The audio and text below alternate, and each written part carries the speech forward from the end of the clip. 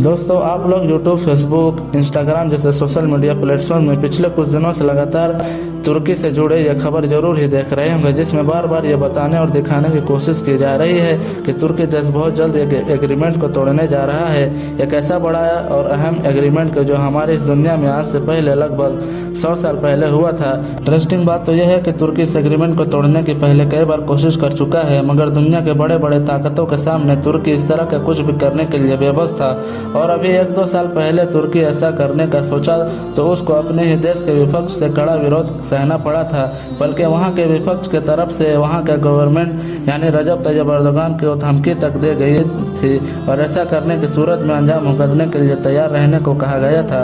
मगर दोस्तों, अब सवाल यही है कि आखिर यह एग्रीमेंट है क्या, इसमें क्या ऐसा मेंशन किया गया है, इसके तोड़ने से तुर्की को क्या फायदा होगा, क्या वजह है कि तुर्की के तरफ से इस एग्रीमेंट को तोड़े जाने वाली खबर को दुनिया के बहुत सारे देशों के न सिर्फ होश उड़ा दिए हैं बल्कि बहुत सारे देशों को हैरान और परेशान भी कर दिया है। तो चलिए आज के इस वीडियो में इस एग्रीमेंट से जुड़े सारे सवालों के जवाब जानेंगे। सबसे पहले बात कर ले इस एग्रीमेंट की, तो इसका नाम लॉज़न मुआहिदा है। सबसे पहले तो आपको ये बताता चलो कि जैसा कि हम ज़्यादातर लोग जानते हैं कि फर्स्ट वर्ल्ड वॉर ख़त्म हो जाने के बाद हमारी इस दुनिया में मुस्लिम इतिहास की सबसे बड़ी और ताकतवर सल्तनत यानी उस्मानिया सल्तनत भी ख़त्म हो गई थी। उसके जगह पर सिर्फ तुर्की ही रह गया था और उस तुर्की को भी उस दौर की बड़ी बड़ी ताकतों ने बहुत सारे बंदिशों में यानी कि बहुत सारे एग्रीमेंट में तुर्की को जकड़ रखा था।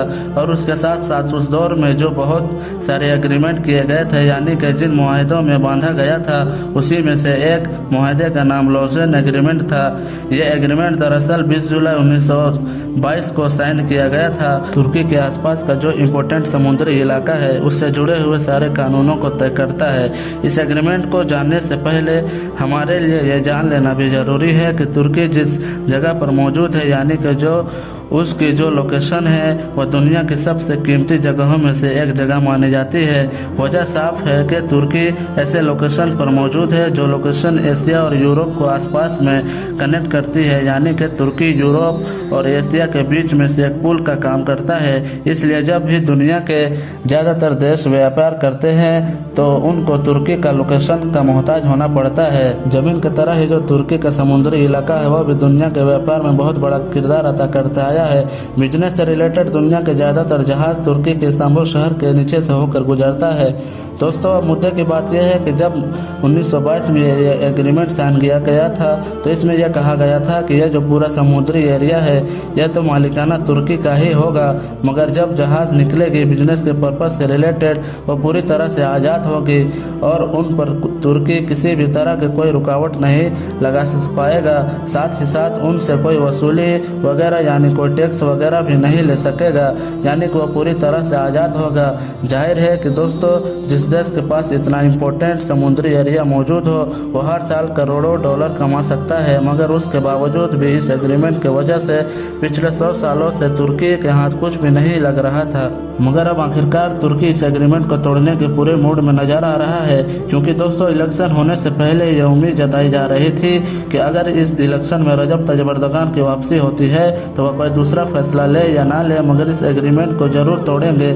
और शायद यह चीज़ बिल्कुल सही तरीके से सही होती नजर आ रही है। फिलहाल अब तुर्की की तरफ से यह क्लियर कर दिया गया है कि इस्तांबुल के समुद्री इलाके में जो भी जहाज सामान लेकर गुजरेगा उससे टैक्स जरूर लिया जाएगा। माना जा रहा है कि तुर्की का यह टैक्स लगभग हर टन के हिसाब से $5 होगा। इतना ही नहीं, यह भी कहा गया है कि हर आने वाले साल के जुलाई के महीने में इस पॉलिसी को रिव्यू किया जाया करेगा और अगर महसूस होगा कि टैक्स और ज़्यादा बढ़ाना चाहिए तो हर जुलाई के महीने में बढ़ाया जाया करेगा। फिलहाल तुर्की के एक्सपर्ट ये मान रहे हैं कि इस एग्रीमेंट को तोड़ने के बाद तुर्की के खजाने में लगभग $900 मिलियन की रकम आएगी, जो तुर्की की डूबती हुई इकोनॉमी को बचाने में बड़ा किरदार अदा करेगी। दोस्तों, आज की वीडियो आपको अच्छी लगी होगी तो हमारे चैनल को सब्सक्राइब करें ताकि इसी तरह की वीडियो आप तक पहुंच सके।